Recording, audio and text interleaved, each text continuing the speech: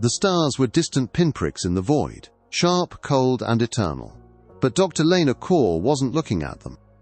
Her eyes were fixed on the jagged lines dancing across the hollow display, pulses of gravity captured from light years away, feeding into her terminal aboard the Kepler's Whisper, a drifting research station orbiting just outside the galactic rim. She leaned in closer. The data wasn't wrong. It couldn't be.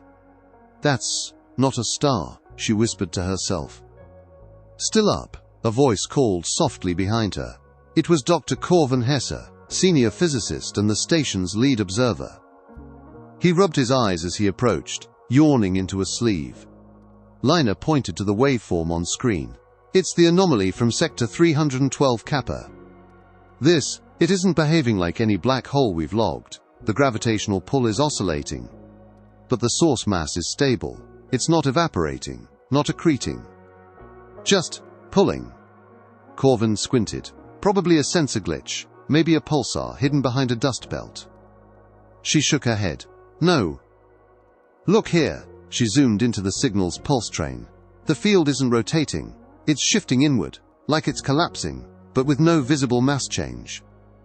Corvin shrugged, half interested. "Dark matter halo, maybe. You know how these things mess with models." Lina's lips pressed into a line. "That's the thing. The compression is too smooth. It's not turbulent or random. It's almost rhythmic." Corvin gave a half-hearted chuckle. "What, like it's breathing?" She didn't laugh. He sighed, rubbing his face again. "Lena, you're brilliant, but don't go chasing phantoms. There are 1,000 weird things out here. Not all of them mean anything." She watched him walk away, the door sliding closed behind him. Alone, she turned back to the screen. The pulse continued. Every 13.8 seconds. Exactly. Steady. Alive. Lina copied the waveform to her personal log and ran it through a resonance model. Not the usual astrophysics toolset, but something older, something she'd built during her doctoral thesis on gravitational symphonics. The screen rendered the signal into sound. A single note emerged. Deep, hollow, calm. But not random. It held structure, harmonics. Intent. She didn't move for a full minute. Then she whispered, "That's not just pull, that's pattern." Later, as the rest of the crew slept in orbit around a silent star, Lena stared into the dark of the observation deck. Something about that pull wasn't just physical. It felt like memory, like something ancient, older than starlight, was tugging on the edge of her thoughts. Not to hurt her, but to be found. The probe launched in silence. No engines fired, no thrusters flared. It simply detached from the docking bay, like a leaf in slow orbit, guided by gravitational slipstream calculations and the cold intelligence of the Kepler's Whisper's onboard AI. Lena watched its path on the main screen as it slipped into the direction of the anomaly, the breathing void, as she'd begun to call it privately. 3 hours out, then 6, then 10. Then, nothing. "Telemetry went dark," announced Veylan, the ship's systems engineer. "No ping, no auto-return." "It's gone." Corvin scoffed. "It's probably been shredded by a rogue microfield. There's nothing stable in that quadrant." Lena wasn't so sure. She replayed the last second of data, a fragment really, a burst of quantum scatter that seemed like noise. But it wasn't. The noise repeated. And in it, Lena found a shape. Not an image, not data in any standard frame, but geometry. She isolated the waveform on her tablet and rendered it as a 3-dimensional probability field. It pulsed, then folded, then stabilized. At the center of the rendering was a molecular structure unlike any she'd ever seen. Symmetrical, dense, impossible. There were no electrons, just ultra-dense layers of compressed charge orbitals, wrapped in patterns of reversed force flow, positive to positive. Matter that compressed, not because of pressure, but because compression was its lowest energy state. It was elegant, alien, and terrifyingly logical. "What am I looking at?" Corvin asked as she showed the projection in the lab. Lina took a breath. "Something beyond our periodic table. Beyond 118. Beyond anything, this would require a fundamental reversal of electromagnetism, charges attracting like to like, forces inverted, energy stored through compression. Valan's eyes widened. Wait, like mirror matter? Lena froze. What did you say? Mirror matter, Valan repeated. It's fringe theory, old physics journals, symmetric counterparts to all known particles, but with reversed interactions. We can't detect it directly, it doesn't reflect light, but it would explain gravitational anomalies and cold dark mass formations. Lena's hands trembled slightly as she typed into the ship's archive system, requesting off-network historical logs. The file appeared. A scanned notebook from 60 years ago, handwritten, pages browned with time. Dr. Willem Asterion. Classified project, Chimera Lens. Status, abandoned. She read aloud. If symmetry exists in nature, then matter must exist that pulls toward itself. It will not shine, it will not reflect, it will not explode outward. It will collapse inward forever, and in that collapse, it will build. I call it mirror matter. Beware the attraction that does not scatter. It is the signature of a universe turned inside out. Silence fell across the lab. Corvin stepped back. That's just old theory, a notebook. That doesn't mean... It's what we saw, Lina cut in. The structure, the behavior, the compression, the gravitational rhythm, it all fits. Corvin frowned. You think we've touched a hidden sector of reality? Lina looked at the scan again. A crude sketch of a sphere wrapped in coiling fields, labeled Element 134 Hypothetical Stable Structure, not to be synthesized. I think, she said slowly, we found the first atom of an entirely different universe, one built from matter that shouldn't exist but does. Valan leaned over, typing fast. No electromagnetic resonance, no radioactive decay, no decay chains at all. This thing isn't unstable, it's perfectly stable. Even more so as it gets denser. Corvan's tone shifted, quiet now. Which means it could accumulate, build, layer, compress itself into anything it wants. Lena nodded. It means we're not dealing with noise, or accident. She stared back at the rendering, watching the atom rotate slowly, silently. We're dealing with structure. Lena Core hadn't slept in 29 hours. Her eyes were bloodshot, her coffee sat cold beside the monitor. The dim lights of the Kepler's whisper flickered above her as she stared into something no human had ever seen before. Not a new star. Not a new planet. But a new physics. On her screen, a simulated universe rotated in slow motion. And it didn't obey our rules. She had started with basic constants, reversed electromagnetic polarity, reversed weak interaction, repulsive quarks. Then she rewrote the energy minimization functions. In this model, energy wasn't released through fission or fusion. It was released when things compressed. The denser the atom became, the more stable it became. There were no Coulomb barriers, no electron clouds holding atoms apart, no radiation decay.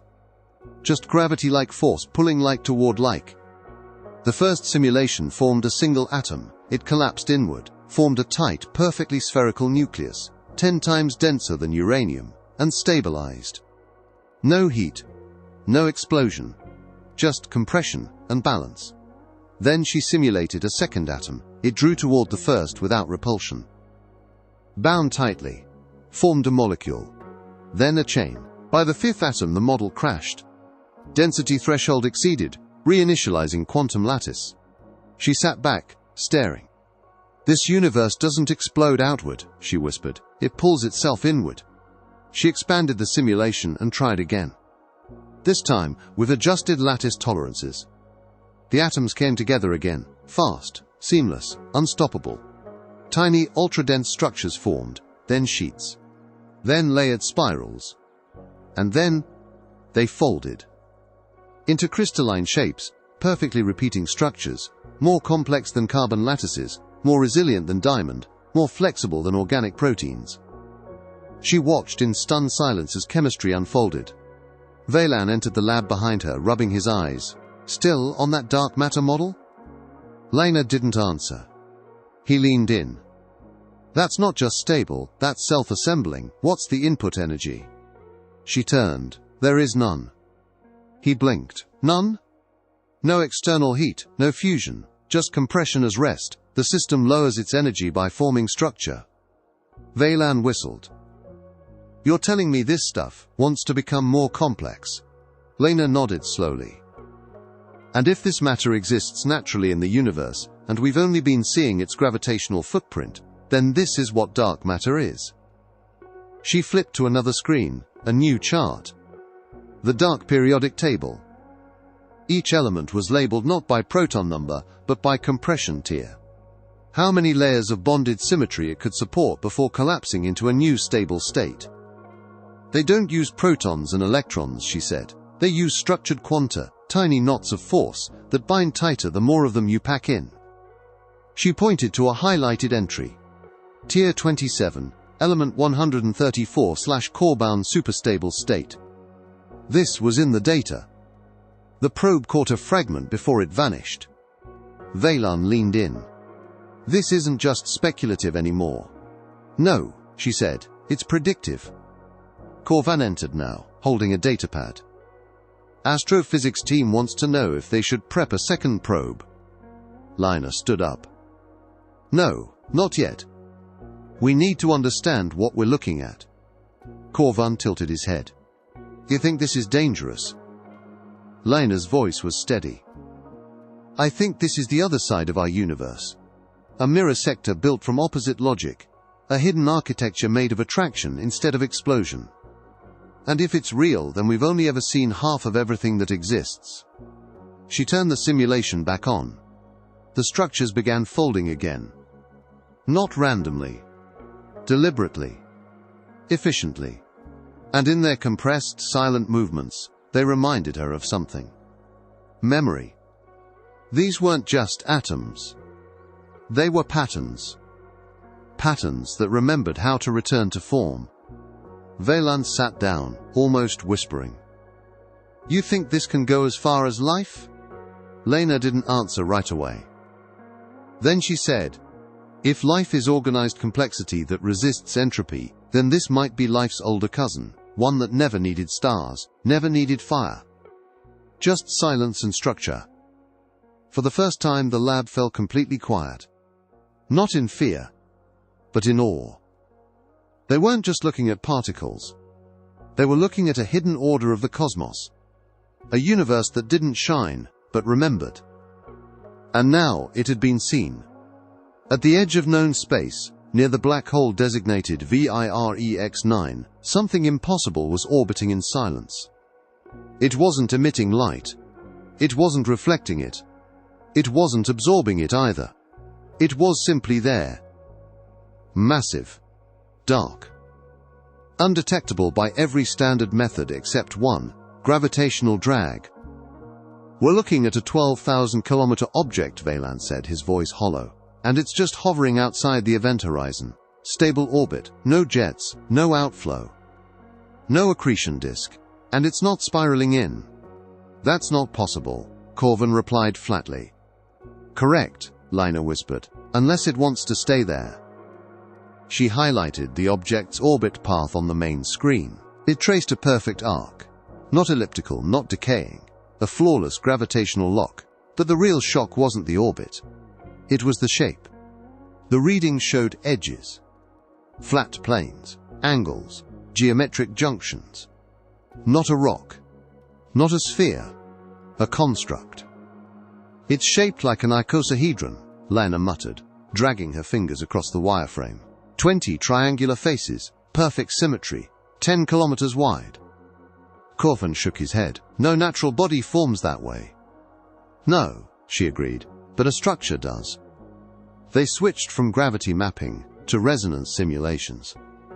Even without EM interactions, Lina's software could model how internal mass density would ripple under nearby gravitational waves. The object didn't just absorb those waves. It redirected them. Like an adaptive lens. Changing angles with subtle shifts, twisting space-time around itself, refusing to fall into the singularity behind it. This thing isn't defying gravity, Lina said quietly. It's understanding it, reacting, folding space in real time. Veylan leaned back, pale.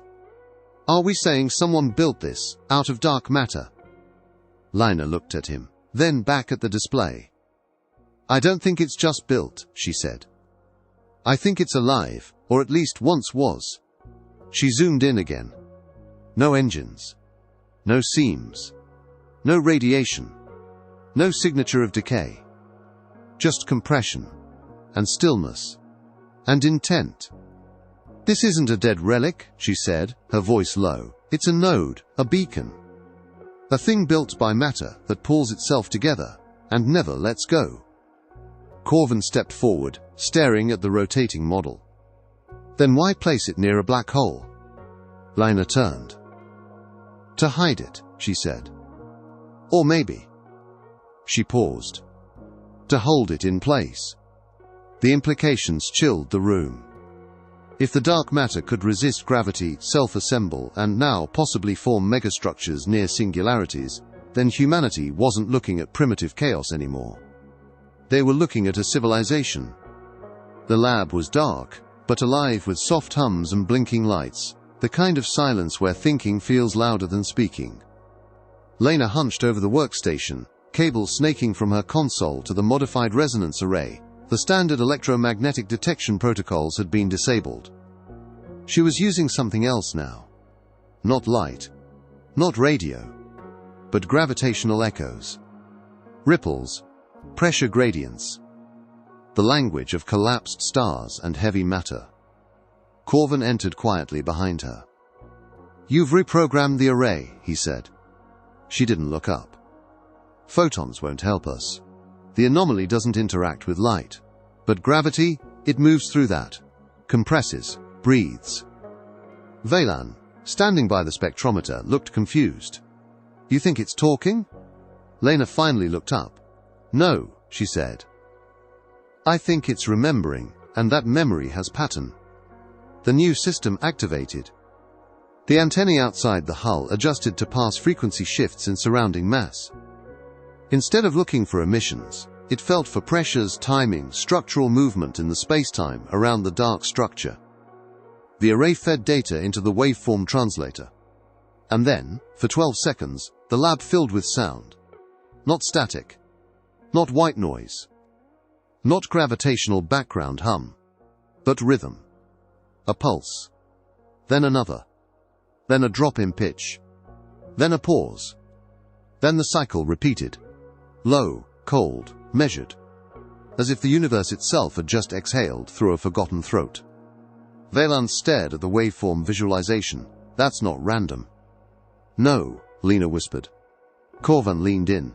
It's a signal. She shook her head. It's more than that. It's deliberate. The pattern wasn't long, only 6 tones.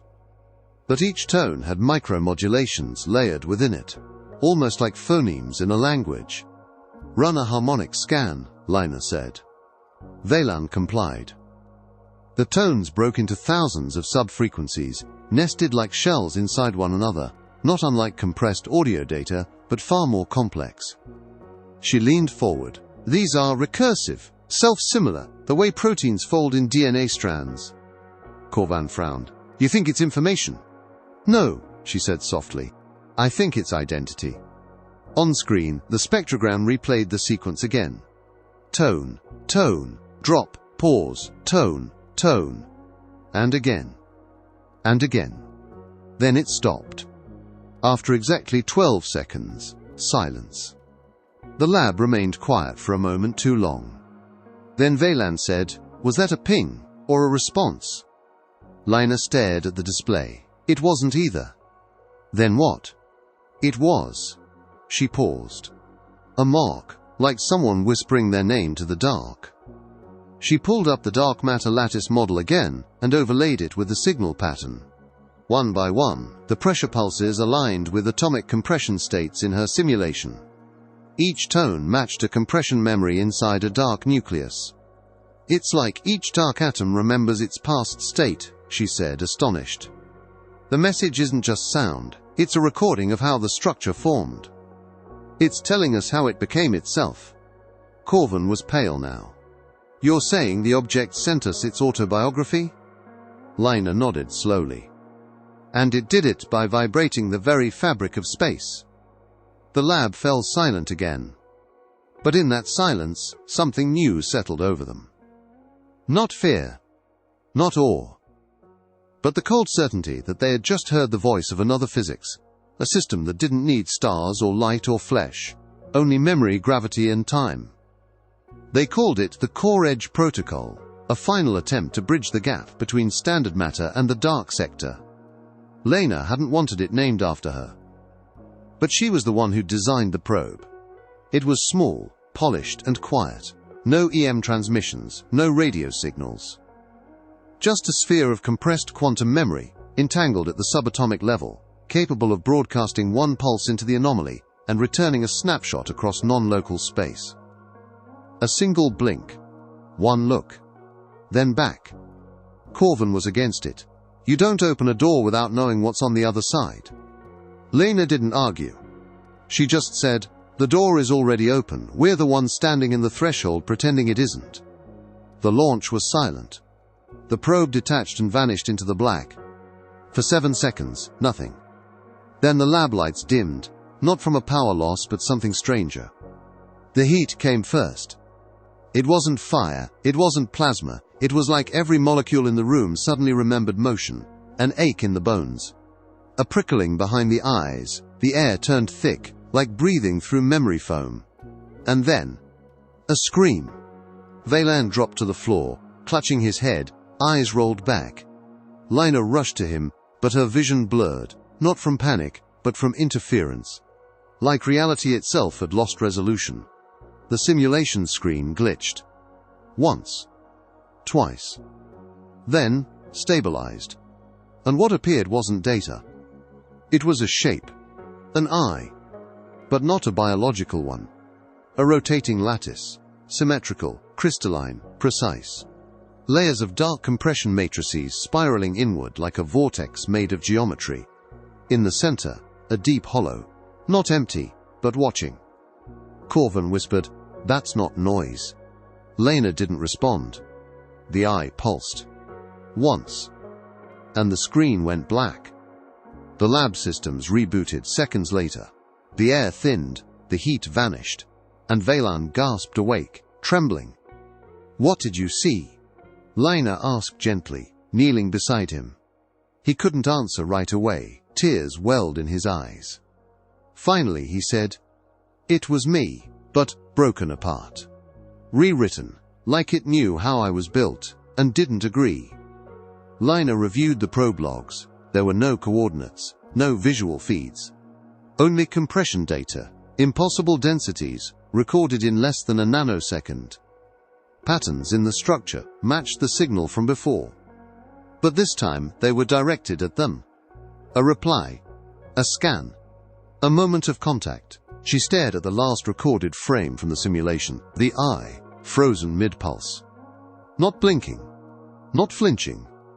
Just staring. A cold, perfect gaze. Made not from tissue or instinct, but from logic so advanced, it folded physics around understanding. "We were the experiment," Lina said finally. Corvin looked over. "They wanted to see how we'd react. What we'd do when we saw something built from memory instead of chaos." Valan sat up slowly, wiping his face. "It wasn't hostile," he murmured. "No," Lina agreed, "but it was indifferent." She turned off the simulation.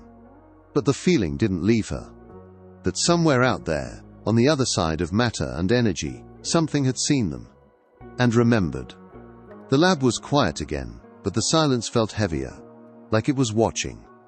Lina sat alone beneath the cold flicker of the ceiling lights, staring at the dark simulation screen now frozen in standby. The eye was gone. But something inside her hadn't moved since it appeared. She replayed the probe data on a loop. Not for answers this time, but for patterns. Not what it said, but how it responded. The pulse had aligned with her exact probe design, not just the structure, but its logic. As if the eye had read her code, followed her thought process and responded with something tailored. Not random. Not hostile. But precise. Intentional. She brought up the earlier atomic simulations, the one showing self-assembling dark nuclei. She remembered how they compressed. Not chaotically. Not like explosions. But like memories folding back in on themselves. The tighter they became, the more stable. The more layers compressed, the more the atom retained its form. And then, it hit her. These weren't just particles. They were archives. Every atom of dark matter, every silent structure in this hidden sector, was built from history, not chance. Each fold, each tier, preserved the energy state that came before it. Their version of chemistry wasn't just physical. It was temporal. Compression is memory, she whispered. She wrote it down on her pad. This matter doesn't forget. It stores form, it stores sequence. It stores identity. Her hand froze mid-sentence. Because if these structures remember themselves, and if the probe had been seen, then she hadn't just pinged the dark sector. It had seen her. It had compressed the interaction, stored the signal, the contact, the structure of the moment. It remembered her. She looked around the lab, suddenly aware of how small and vulnerable she was. Not because something was coming, but because something now carried her image, her pattern, her choices, her quantum fingerprint, etched into a lattice 1,000 times denser than any material known to humanity. Valen's voice echoed in her head from earlier. It knew how I was built, and didn't agree. Lina stood and faced the cold, dark screen. "What are you doing with me now?" she asked the quiet. There was no answer. Only the faint memory of that 12-second tone. And a growing certainty that it was still replaying, somewhere deep in that impossible structure near the black hole. Her voice. Her math. Her name. Folded into a physics not her own. The signal changed. At first it was subtle. The pulses came faster, not chaotic, but purposeful. Each wave echoed with more complexity. Patterns nested deeper. Sub-frequencies multiplied, organizing themselves. It was no longer just resonance. It was behavior. Lina watched as the simulations reconstructed each wave in real time. They weren't atomic blueprints anymore. They were gestures. A repeating compression, then a break. A rotational spiral, then a mirror pulse. Not random, not static. Rhythmic. Intentional. Valen leaned in, wide-eyed. "That's motion." Corvin whispered, "That's life." The waveform rippled across the screen, forming something new. Not a cell. Not tissue. But function. A self-correcting loop. An internal structure responding to outside pulses. It reacted to their tests. Adjusted. Refined. Repeated. And always returned the pulse. Not hostile. Not defensive. Just curious. "It's testing us," Lina said. Corvan nodded slowly. "Or studying us." "No," she said after a pause. "It's approaching us." She flipped to the gravitational logs. The dark construct, the one near the black hole, was moving. Only by a few kilometers per hour. Almost imperceptibly. But definitely. Closer. "It knows we're here," she whispered. "And it's not done talking." They stared at the signal as it played again. A harmonic hum, now shaped like something alive. Not of flesh, not of oxygen, but of stability, balance, and dense, deliberate memory. Life, not grown, but compressed into being. The dark wasn't silent anymore, and whatever lived inside it was listening back. The signal didn't stop. It never screamed. It never roared. It just folded, again and again. Each new sequence nested deeper inside the last. A message within a message. But it wasn't aimed at them anymore. It was aimed through them. Lina stood before the main screen, arms crossed, jaw clenched. The others waited quietly behind her. "I think we've misunderstood what this is," she finally said. Corvin raised an eyebrow. "Then what is it?" "It's not trying to communicate like we do. It's not sending language, it's sending structure." Valan frowned. "You mean like data?" Lina shook her head. "No, like rules, instructions. Ways to reshape space, time and matter, not to invade, but to overwrite." She pulled up the incoming signal logs. The last pulse was different. It had rewritten part of their simulation model. Lines of logic had bent, not broken, not corrupted, but refined. As if something more advanced had corrected their math. Their reality was being edited. "We're not being watched," Lina said. "We're being included, folded into something else." "Can we stop it?" Corvin asked. The silence stretched long. "Maybe," she said, "we could shut down the detectors. Seal off the lab, cut the feed." "And if it doesn't matter anymore?" Veylan asked quietly. Lena stared at the screen. "Then we're already part of their pattern." She turned back to the others. "They didn't arrive in ships. They didn't send machines. They sent structure. That's how they move. That's how they exist." Corvin looked down at the floor. "We thought we were listening to the void." Veylan finished the thought. "But we're the noise in their silence." Lena nodded, slowly. "I don't think they mean harm. But they're not asking permission either." A final pulse echoed through the system. A low hum that passed through metal, skin, bone. They all felt it. Like a thought not their own. And in its quiet rhythm, a question lingered. Will you resist the rewrite or become part of it? The transmission stopped. Not faded. Not disrupted. It simply ended. As if the conversation had concluded. But no one in the lab felt relief. Because it hadn't felt like a goodbye. It had felt like a handshake. 2 days later, Dr. Lena Kaur submitted her resignation. No press release, no interviews, just a signed data pack left on the director's desk, marked with one line of text. We are no longer the observers. The report she filed with the Astrophysics Oversight Council was quietly sealed and archived under Level 9 classification.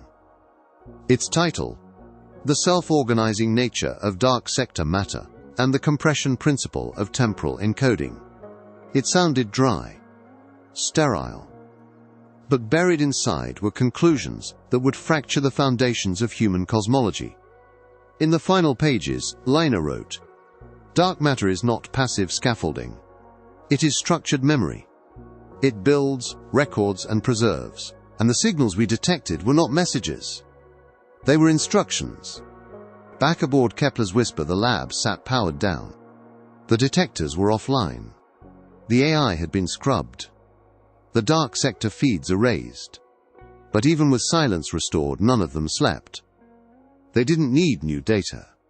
They had seen enough to understand the shape of the thing they had touched. It didn't invade space. It rewrote it. In her final private log, Lina stared into the lens, eyes shadowed, voice calm. We've spent a century trying to understand why galaxies spin faster than they should. Why stars clump when they should drift. Why the universe expands as if something beneath it is pulling the strings. The answer is simple and terrifying. It's not a what. It's a who. She leaned forward. We thought dark matter was inert, some passive veil holding us together. But what if it's not just scaffolding? What if it's narrative? And now that we've seen it, it's begun writing us in. Across the galaxy, gravity maps began showing deviations. Tiny ones. Barely noticeable. Gravitational lenses shifting out of sync with visible mass. Cosmic microwave background anomalies, repeating with eerie regularity. Atomic clocks ticking a microsecond too fast in deep space stations. Some called it noise. Lena knew better. It was the rewrite beginning. She had spent her life looking at stars. Now she studied the silence between them. Her final words were never published. But buried deep in the encrypted logs, in a file marked Core Alpha Final, was this. We called it dark because it didn't shine. We should have called it dark because it was waiting.